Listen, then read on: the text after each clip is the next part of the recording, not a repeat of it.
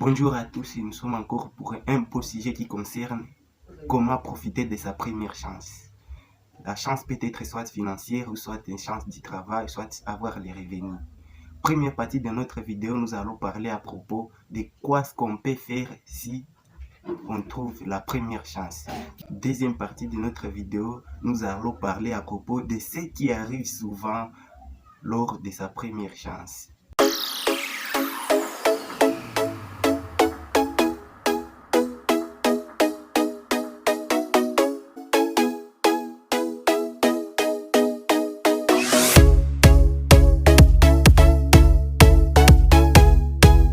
Commençons avec notre première partie de notre vidéo qui concerne ce qu'on doit faire lors de son première opportunité, soit financière, soit des revenus, soit du travail.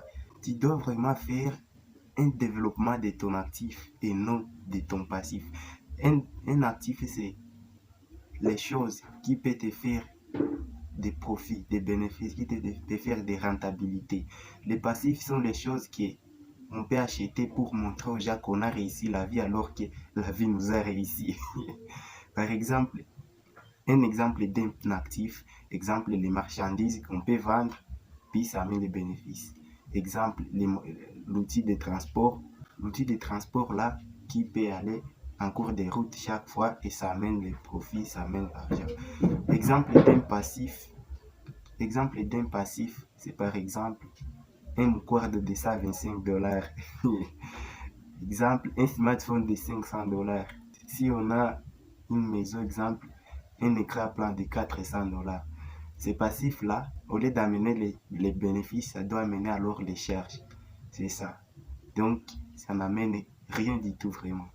Donc, lorsqu'on n'a pas un actif qui nous fait gagner, acheter ces sortes de passifs, c'est vraiment gâcher notre vie. Il achète un smartphone de $500, toi, tu es capable déjà de créer une entreprise. Alors, ton entreprise peut t'acheter directement un smartphone de $55. Lui, son smartphone de $500 peut lui amener les charges de $55. Vous voyez ça? Chaque mois, ton business peut engendrer des profits. Lui, chaque mois, son smartphone peut engendrer des charges, des dépenses qui ne lui donnent rien. Par exemple, si tu fais un business d'élevage, après une année, voici les résultats. Lui, après une année, voici les résultats de son smartphone. Pour conclusion de notre première partie de notre vidéo, et qui seulement, acheter un smartphone n'est pas mauvais, mais on doit voir d'abord son niveau. Un millionnaire achète un smartphone de $500. Toi, tu as trouvé $500 par chance, tu achètes aussi un smartphone de $500. C'est ça. Donc, première partie de notre vidéo, parler à propos des choses qu'on doit faire lors de sa première chance. Nous venons de conclure que la première chose qu'on doit faire est d'investir son actif au lieu d'investir son passif. Le passif là des mouchoirs de $125 qui ne te donnera rien comme bénéfice. Non, nous commençons avec la deuxième partie de notre vidéo qui parle à propos de ce qui arrive souvent lors de sa première chance. Il y a des choses qui arrivent souvent lors de sa première chance.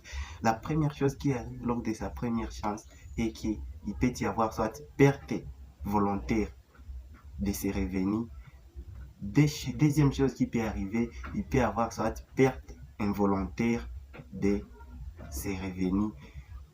Et le contraire de ces deux choses, donc ça peut être alors la réussite dans sa première chance. Commençons avec la première chose qui peut arriver lors de sa première chance qui concerne perte involontaire. La perte involontaire parfois peut venir pourquoi?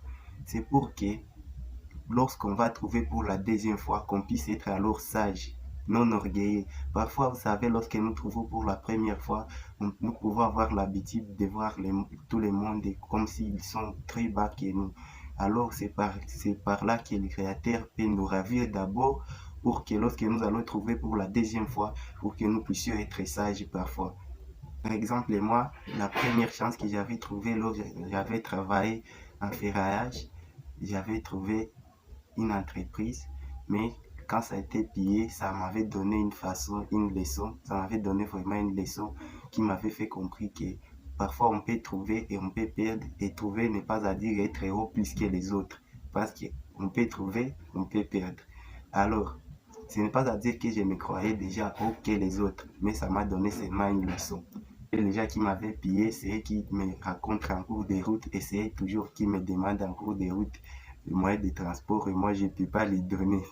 Ils m'avaient tout pris, ma souffrance.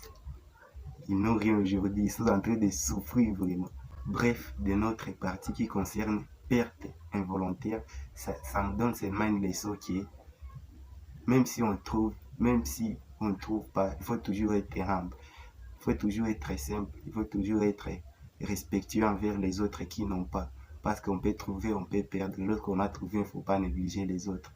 Commençons avec notre deuxième titre dans notre deuxième partie de notre vidéo qui concerne ce qui arrive souvent lors de sa première chance. Deuxième titre va parler à propos de perte volontaire. Comme premier titre, parler à propos de perte involontaire.